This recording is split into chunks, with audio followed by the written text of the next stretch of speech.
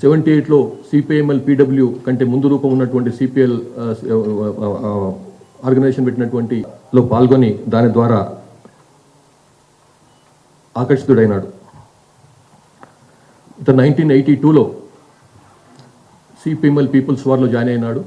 1980లో ఆ పార్టీని ప్రారంభించారు, అది మీకు తెలుసు. తర్వాత 1984లో ముప్పాళ్ళ లక్ష్మణరావు ఎలియాస్ గణపతి ఇచ్చినటువంటి సూచన మేరకు మల్ల రాజిరెడ్డి ఎలియాస్ సంగ్రామ్, కిప్రి తిరుపతి ఇద్దరు దండకారణ్యానికి వెళ్ళినారు. అక్కడి నుంచి పూర్తిగా దండకారణ్యంలో మహారాష్ట్రలో తన అజ్ఞాత జీవితాన్ని గడిపినాడు.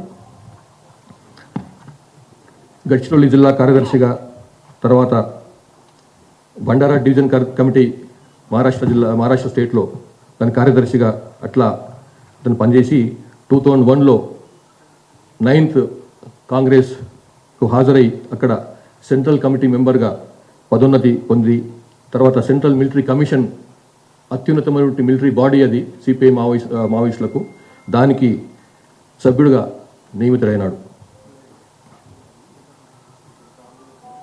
2017లో సెంట్రల్ మిలిటరీ కమిషన్ పూర్తి ఇన్ఛార్జిగా బాధ్యతలు నిర్వహించి ఇప్పటికీ అదే బాధ్యతలో ఉన్నాడు. మల్లోజిల వేణుగోపాల్ ఎలియాస్ సోను పార్టీ నుంచి బయటకు వచ్చిన తర్వాత సిపిఐ మావోయిస్టు పార్టీ యొక్క అధికార ప్రతినిధిగా కూడా వ్యవహరిస్తున్నాడు. ప్రస్తుతం పోలిట్ బ్యూరో మెంబర్గా సెంట్రల్ మిలిటరీ కమిషన్ ఇన్ఛార్జిగా ఉంటూ అజ్ఞాతం నుంచి బయటకు వచ్చినాడు.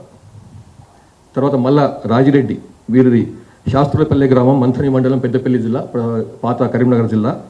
ఇతను సెంట్రల్ కమిటీ సభ్యుడిగా పనిచేస్తూ ఉన్నాడు. ఇతను నార్మల్ వ్యవసాయ కుటుంబానికి చెందినవాడు. 1975లో రత్నమ్మ తన భార్యను పెళ్లి చేసుకున్న తర్వాత ఆమెతో పాటుగానే ఆమె కూడా అయినమ్మడే పార్టీలోకి వెళ్ళిపోయింది. తర్వాత ఆమె ఛత్తీస్గఢ్లో జరిగినటువంటి ఎన్కౌంటర్లో 1998లో మరణించింది.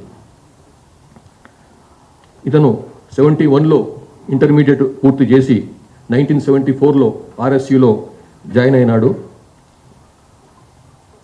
మల్లోజిల కోటేశ్వరరావు ఎలియాస్ కిషన్జీ, అతను వెస్ట్ బెంగాల్లో ఎన్కౌంటర్లో మరణించినాడు. అతనితో కలిసి ఈ మార్క్సిస్ట్ లెనినిస్ట్ మావోయిస్ట్ సిద్ధాంతాల పట్ల ఆకర్షితుడై అయినాడు. తర్వాత 1980లో సిపిఎంఎల్ పీడబ్ల్యూ ప్రారంభించిన తర్వాత బొగ్గుగనుల ప్రాంతంలో ఉద్యమ నిర్మాణానికి కృషి చేసినాడు. 1988లో అంతకుముందు అరెస్ట్ అయ్యి ఆదిలాబాద్ జైలు నుంచి తప్పించుకొని పారిపోయి, సబ్ జైలు నుంచి పారిపోయి 1989లో మళ్ళీ అజ్ఞాత జీవితం మొదలుపెట్టినాడు. సాగర్ నాయకత్వంలోని మంగి, ఆదిలాబాద్ జిల్లా మంగి సాయుధ దళంలో పనిచేసినాడు. సరే, ఇవన్నీ డీటెయిల్స్ అన్నీ ఉన్నాయి మీకు. గడ్చిరోలిలో డివిజనల్ కమిటీ సెక్రటరీగా, ఆ జిల్లా సెక్రటరీ పనిచేసినాడు.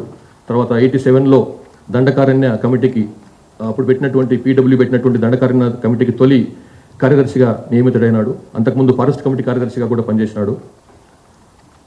1990లో సెంట్రల్ కమిటీ సభ్యునిగా నియమితుడై దండకారణ్య స్పెషల్ జోనల్ కమిటీకి గైడ్ చేసేటువంటి బాధ్యతలు అతనికి అప్పగించారు. 2001లో మహారాష్ట్ర, కర్ణాటక, కేరళ, తమిళనాడు సంబంధించినటువంటి ఈ రాష్ట్రాలను కలుపుకొని సౌత్ వెస్ట్ రీజనల్ బ్యూరోను ప్రారంభించగా దానికి అతన్ని ఇన్ఛార్జిగా నియమించారు. తర్వాత 2007లో జరిగినటువంటి యూనిటీ కాంగ్రెస్లో ఇతన్ని పోలిట్ బ్యూరో సభ్యునిగా నియమించారు. అంటే టాప్ 5-6 అతను ఒకడన్నమాట. 2007లో కేరళ రాష్ట్రంలో సంస్థాగతపరమైనటువంటి కార్యక్రమాల కోసం పోయినప్పుడు అక్కడ అరెస్ట్ అయినాడు. మళ్ళీ 2009లో జైలు నుంచి విడుదలైన తర్వాత మళ్ళీ అజ్ఞాతవాసం ప్రారంభించాడు. 2010 నుంచి 16 వరకు ఛత్తీస్గఢ్ ఒడిశా సరిహద్దు సిఓబి స్పెషల్ జోనల్ కమిటీ కార్యదర్శిగా పనిచేశాడు. తర్వాత 2017లో ఒడిశా రాష్ట్ర కమిటీకి కూడా సెక్రటరీగా ఉంటూ దానికి మార్గదర్శకత్వం వహించాడు. 2022లో దండకారణ్యకు బదిలీ అయ్యి అప్పటి నుంచి ఇప్పటి వరకు దండకారణ్య స్పెషల్ జోనల్ కమిటీకి ఇన్ఛార్జ్గా సీసీ మెంబర్స్ తరఫు నుంచి ఇన్ఛార్జ్గా కొనసాగుతున్నాడు.